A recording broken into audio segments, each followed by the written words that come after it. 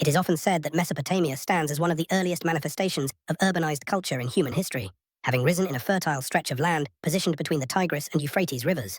For centuries, scholars have examined how towns in this region, some of which developed into significant city-states and empires, played a formative role in shaping early governmental structures, religious observances, and literacy itself. The way people living in this area recorded ideas and events on clay tablets has prompted many historians to credit them with inventing one of the earliest forms of writing. Whether or not they were truly the first civilization, they certainly influenced future cultures in profound ways and remain crucial to understanding how religious concepts and rites evolved in the ancient world. The label Mesopotamia comes from a Greek expression meaning the land between the rivers, referring to the Tigris and the Euphrates in what is today largely Iraq. Its distinct ecosystem, dominated by the rise and fall of these waterways, allowed communities to flourish through irrigated agriculture. Over many centuries, local populations organized themselves into a series of city-states and larger territorial regimes, each of which left behind monuments, inscriptions, and other materials. The region changed hands repeatedly under various rulers, dynasties, and overlapping ethnic groups. Yet for much of this span, there was a broad cultural continuity tying together religious life, mythic narratives, and societal organization. Archaeology provides physical traces of buildings and objects, while written texts, often recorded on clay in cuneiform characters, have given modern researchers direct insights into beliefs about deities, cosmic creation, floods, and the afterlife. Although textual sources illuminate many aspects of religious practice, they are limited by what scribes and intellectual elites chose to preserve. Mesopotamian society included farmers, artisans, and laborers, who did not ordinarily record their own experiences. So the surviving tablets and monuments reflect only certain perspectives. Still, a cohesive framework emerges, centered on honoring numerous deities who governed the natural world and social order. Unlike modern concepts of single god worship, these communities generally recognized an entire pantheon, each deity in charge of various phenomena like fertility, wisdom, or storms. Deities also served as protectors of specific cities, forming intimate bonds between temples and the local populace. Enlil, for instance, ruled from Nippur and was often called the most powerful of the gods, while Babylon's patron, Marduk, gradually grew in prominence, especially once Babylon became a major imperial power. Far back in time, the peoples of southern Mesopotamia are sometimes referred to as Sumerians, while northern inhabitants are identified as Akkadians. The Sumerian language had no known relatives, while Akkadian belonged to the Semitic linguistic family. Although separate culturally, these groups mixed and influenced each other, resulting in a vibrant, complex milieu. The southern sector, or Sumer, featured an assortment of city-states that took shape in the 3rd and 4th millennia BCE, each with temples dedicated to a local patron deity. The northern sector, or Akkad, became prominent under leaders such as Sargon of Akkad, who established a far-reaching realm often hailed as one of the first empires. The entire region witnessed other transitions as well. The Babylonian Empire rose under Hammurabi, overshadowing earlier city-states, and the Assyrian heartland in the north produced formidable regimes that would eventually challenge Babylonian dominance. Despite political fluctuations, certain religious ideas persisted, and most gods remained in the pantheon, although preeminence shifted according to regional ascendances. In describing the pantheon, texts often mention a network of divine figures. Enlil sometimes appears as the king of all gods in certain eras. Anu, or An, is portrayed as a primeval father figure. Enki, or Ea, is revered for wisdom, and Inanna, or Ishtar, stands out as a goddess of love and war. This tapestry of godly personalities expanded and contracted based on location, scribal tradition, and historical period. City-states would enshrine specific gods as local patrons, but none ever denied the existence of the others. A person living near a major temple might offer most devotions to that one temple's deity, while still recognizing the broader pantheon. Another notable aspect involves attempts to group these gods into categories such as the Anunnaki and the Igigi, though these labels do not appear with perfect consistency. Early references can portray the Anunnaki as senior divine entities, and the Igigi as lesser gods serving under them, but later records sometimes reverse these roles. Such discrepancies reflect the fluid nature of myths transmitted by a diverse array of scribes across centuries. Mythological texts present various scenarios for the origin of the gods and the creation of the world. While many people today come from cultural backgrounds shaped by strictly codified creation accounts, Mesopotamian mythology was more flexible. Different localities recounted distinct stories, and no single version overshadowed the rest in a rigid canonical sense. The Babylonian text, known as the Enuma Elish, dating roughly to the early 1st millennium BCE, provides one of the lengthier, more cohesive narratives. It explains how a cosmic watery chaos, sometimes personified as Tiamat and Apsu, gave rise to the earliest divine generations, culminating in newer, more complete deities such as Anu, Enlil, and in Babylonian tradition, Marduk. In one telling, Marduk defeats Tiamat, splits her body, and uses parts of it to form the heavens and the earth. Other compositions, such as the Sumerian versions of creation, emphasize separate or complementary acts, including the union of heaven and earth, the separation of the cosmic realms, and the development of agriculture as a result of divine fertility. Enlil, in certain traditions, appears as a vital creator.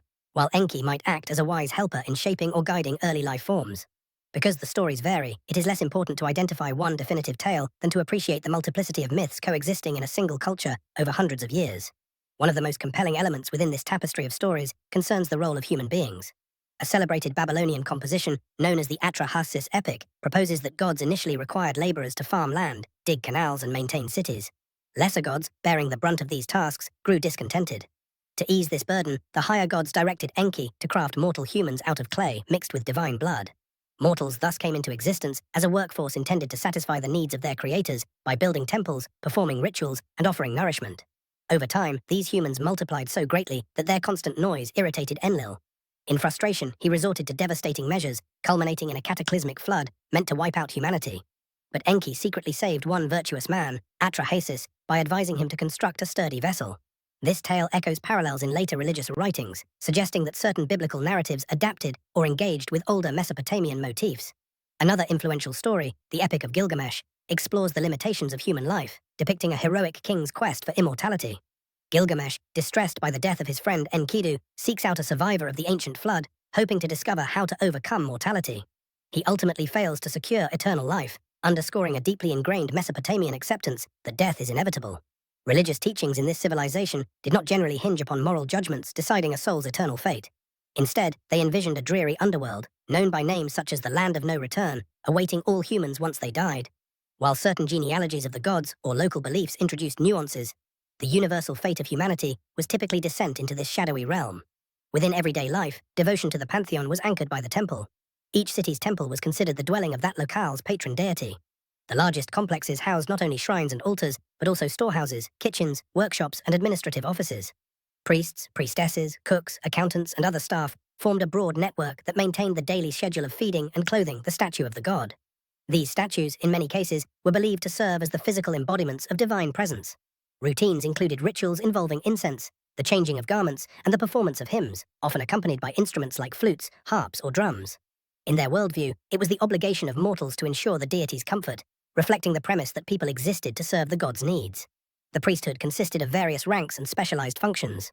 Certain groups engaged in sacrificial procedures, while others performed divinatory practices. Music and chant played a major role, and lengthy hymns in both Sumerian and Akkadian survive, praising the attributes and deeds of different gods. The texts frequently describe the deity as a regal authority, echoing the royal courts of the human realm. This metaphor of gods as monarchs and humans as loyal subjects formed the backbone of both religious and governmental structures. Rulers, in turn, justified their own status by claiming divine approval. Kings were expected to supervise the cult, sponsor large ceremonies, and ensure that offerings reached temple altars. Royal inscriptions often emphasize a king's pious devotion, presenting him as a caretaker of sanctuaries and a builder of new temples. This link between divine endorsement and state rule clarified why a city's patron deity might rise to chief status in the larger pantheon whenever that city dominated politically. Marduk's ascent in Babylon exemplifies this pattern, as does Ashur's role in the Assyrian sphere. Beyond daily temple activities, the religious calendar included festivals staged throughout the year, many of them built around reenactments of mythical events. One festival might focus on the ritual marriage of two gods, with their statues physically brought together for a symbolic union. Another occasion might commemorate a primordial cosmic triumph, dramatized through processions or oracles.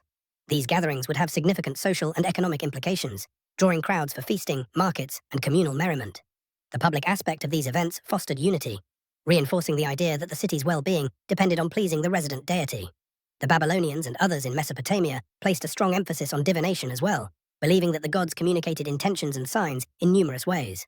Some scribes specialized in interpreting the patterns in animal entrails after a sacrifice.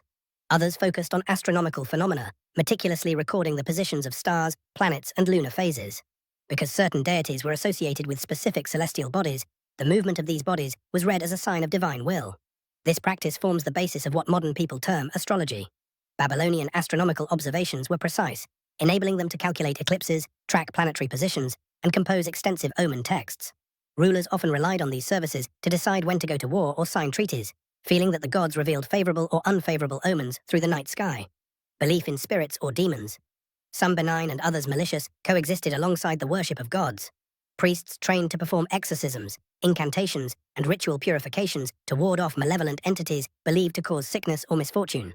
Textual references to these beings can resemble certain later ideas of devils or evil spirits in other Near Eastern traditions. While the gods represented cosmic order, demons symbolized disruptive forces. Measures against them ranged from constructing protective figurines to reciting elaborate series of spells.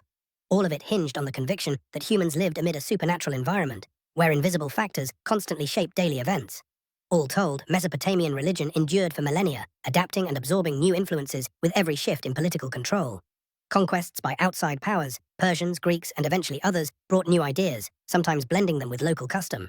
Alexander the Great's arrival in Babylon introduced Greek language and Hellenistic practices, though certain native rites lingered. Over time, cuneiform writing declined and temples closed or transitioned to new religious frameworks, especially once Christianity and later Islam gained traction in the region. While much of the ancient tradition fell into obscurity, remnants lived on. The practice of astrology, for example, would reach the Mediterranean and influence Roman and medieval European thought. Mythic motifs involving great floods or the creation of human beings from clay appeared in Hebrew texts, forging links between Mesopotamian lore and biblical narratives. Even the notion of a universal watery chaos resurfaces in multiple religious scriptures, attesting to the deep imprint left by Mesopotamian sources on the region's cultural memory. Texts like the Epic of Gilgamesh, Atrahasis, and Enuma Elish eventually came to light again in the 19th century, when archaeologists uncovered large archives of clay tablets in places like Nineveh and other ancient sites. Deciphering cuneiform was an arduous process, but gradually scholars realized they were reading creation stories, flood tales, laments, hymns, and official inscriptions from thousands of years earlier. These discoveries opened an entire world of analysis, bridging the gap between ancient epics and later traditions in Western Asia and beyond. Seeing that Mesopotamian civilization arose so early and sustained a complex religious culture for centuries underscored just how crucial it is to appreciate the fullness of their intellectual and spiritual legacy. Despite how distant these practices may seem from a modern standpoint, examining them reveals that many core human concerns, ranging from fear of natural disasters to curiosity about the stars, have persisted over millennia. Individuals in these ancient city-states prayed for good harvests, health, and divine favor, observing cyclical patterns of life and death. Rulers strove to reinforce their authority through perceived alliances with powerful deities. Scribes composed poems extolling divine generosity or wrath, and the broader public engaged with those ideas through massive festivals or simple everyday acts of reverence. Across time, certain gods rose or fell in status, reflecting shifting political fortunes as much as theological imagination. But the principle that humanity owed service to celestial powers never entirely vanished. It stood at the heart of how people understood their world.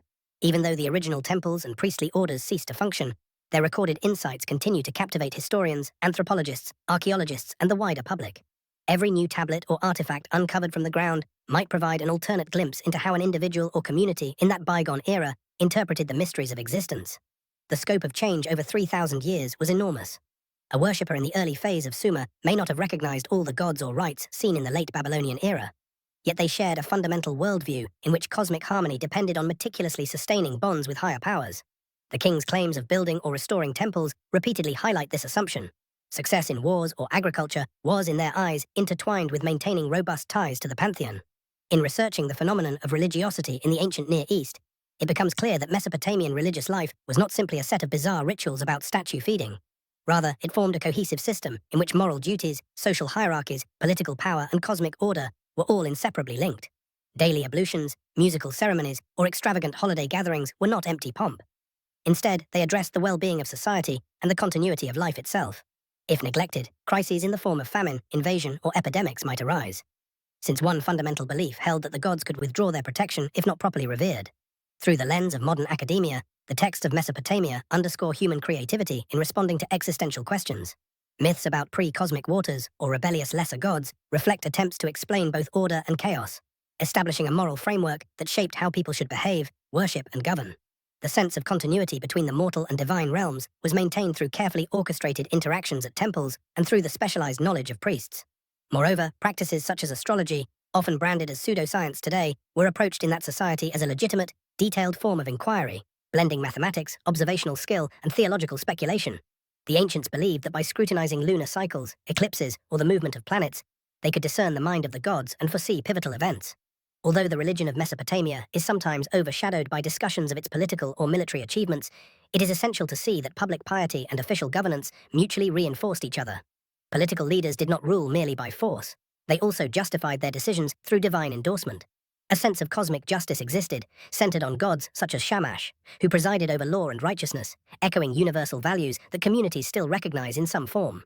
The fact that so many cuneiform tablets deal with contracts, ownership, or litigation, often invoked in the name of deities, testifies to the belief that the gods desired orderly human interactions grounded in fairness.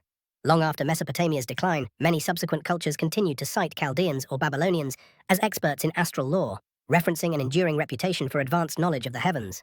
In biblical literature, references to the captivity in Babylon, or stories that mirror older Mesopotamian epics, reinforce the sense that these civilizations deeply affected neighboring societies. Some strands of Greek thought also engaged with beliefs and sciences derived from the Mesopotamian world, demonstrating how ideas traveled beyond the borders of their origin. Over time, interpretations and adaptations sometimes warped or exaggerated the exotic character of Babylonian religion, spawning legends about tower-building hubris or magical conjurations.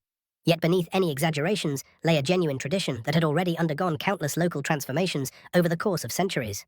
As a result, understanding Mesopotamian religion expands current knowledge of how early urban societies conceived of the divine, how they conducted communal ritual, and how they integrated belief systems with secular governance. While the tradition no longer survives in its original form, it remains a milestone in tracing the development of religious thought. Modern readers, whether drawn by curiosity about the earliest epics or by academic interest in cuneiform texts, can glean how pivotal these ancient worldviews were to subsequent theological and philosophical discussions in the Middle East and beyond. Over thousands of years, the realm between the Tigris and Euphrates thus served as a wellspring of complex religious activity. People in ancient times dedicated themselves to building temples that soared high into the sky, forging elaborate festivals that bound entire cities together, and composing sophisticated poems describing a pantheon simultaneously majestic and very human. Their communities gave rise to forms of knowledge, from mathematics and astronomy to law codes, that influenced the entire region.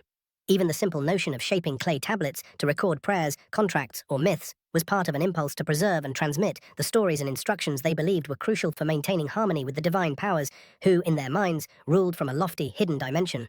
This impulse underpins the legacy that researchers strive to reconstruct when sorting through the archaeological debris of once magnificent capitals like Uruk, Nippur, Nineveh, and Babylon. Although each city had its own temple or cluster of temples, diverse populations within them may have practiced faith in different ways. Some scholars imagine families performing small daily devotions at home. A father might leave a modest libation or burnt offering at a household shrine, or utter a prayer to secure the favor of a personal god or goddess. Children growing up in these urban environments would also see grand festival processions carrying statues of the city's deity, replete with music, incense, and sometimes theatrical reenactments of myths. Engaging in these practices reaffirmed membership within a shared cultural heritage. Priests, too, could hold responsibilities ranging from reading astrological charts to appeasing spirits believed to cause sickness.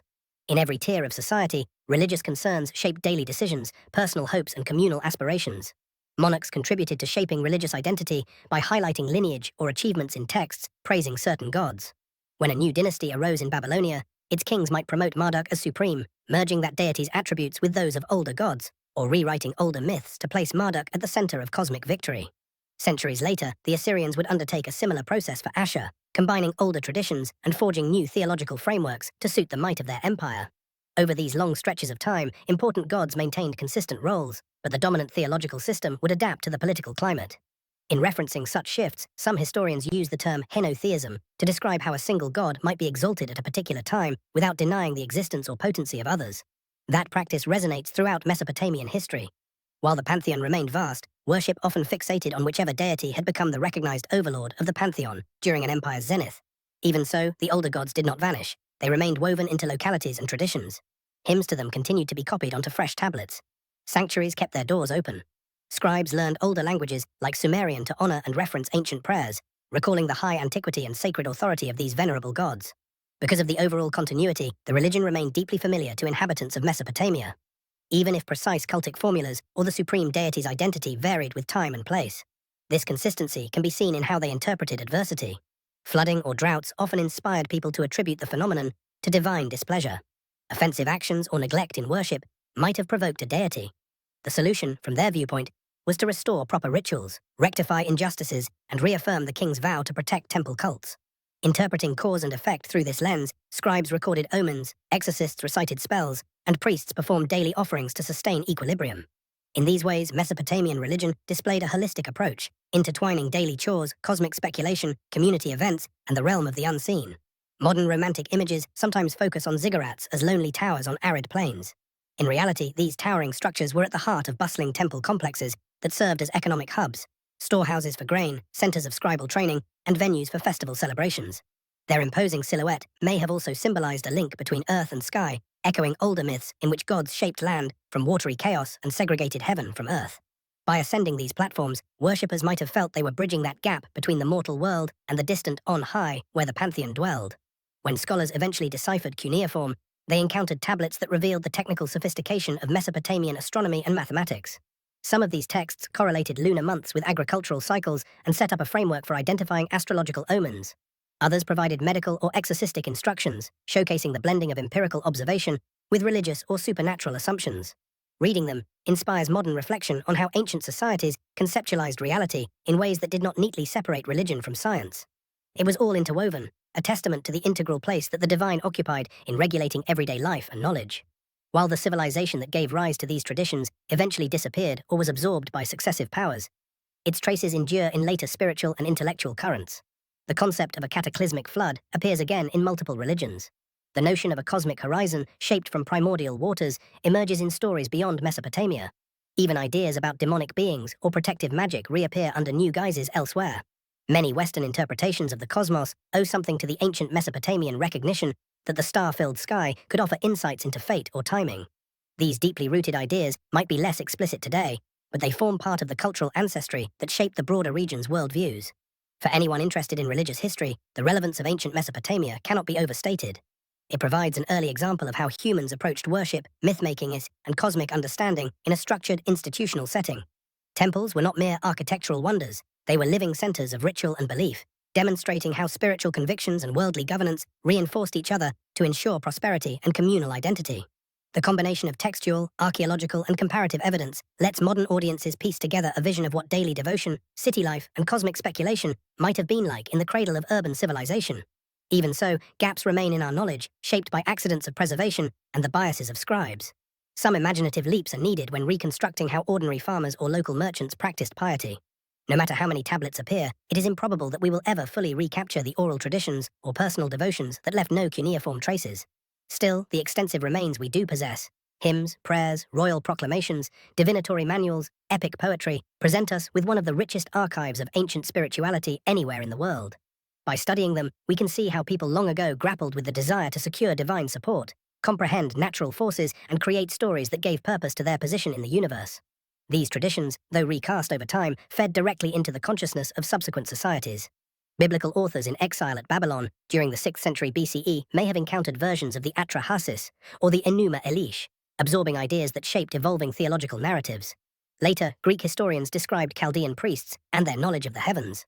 Still later, Islamic scholars noted references to these ancient civilizations, preserving vestiges of older knowledge through translations and commentaries. Today, the work of archaeologists and philologists allows a more direct engagement with the earliest voices from Mesopotamia. But the resonance of that distant age has, in many respects, never entirely faded. By considering everything from daily temple routines to grand cosmic myths, one develops an appreciation of how integral religion was to Mesopotamian life. Serving the gods involved more than solemn ceremonies. It governed societal order, shaped kingship, and framed each individual's understanding of birth, death, and the events in between. The environment, shaped by the Tigris and Euphrates, demanded irrigation systems that cities relied on for survival. That reliance, in turn, became mystically linked to the favor of the gods. To neglect worship was to risk not only spiritual calamity, but also ecological or social collapse. By diligently performing ritual tasks, the people of Mesopotamia believed they played a part in preserving the balance of the universe. Over time, they built an enduring tapestry of devotion, leaving behind texts that continue to inform and intrigue modern scholars. It is in the weaving of that tapestry, where scribes wrote prayers in archaic languages and priests offered heartfelt invocations at mighty ziggurats, that one sees the origins of a rich legacy stretching far into subsequent eras of religious thought. Ultimately, studying the early beliefs of Mesopotamia provides insight into the human condition, showing how an ancient culture strove to explain beginnings, define morality, manage communal fears, and remain close to forces perceived as transcendent. Although the official cults that once flourished have long since vanished, the echoes of Mesopotamian religion live on in literary echoes, cultural myths, and the academic pursuit of a deeper comprehension of how human societies evolve spiritually.